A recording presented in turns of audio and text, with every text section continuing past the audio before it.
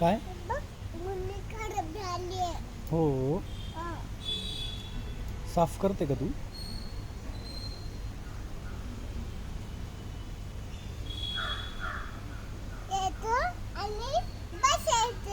कुठं?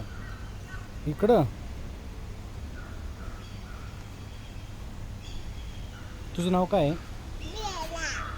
आणि तुझ्या बाबांचं नाव? आणि तुझ्या आईचं नाव? आणि तुझ्या भावाचं नाव? भाऊ रिधान तुझं भाऊ आहे ना? मग काय त्याचं नाव? रिधान.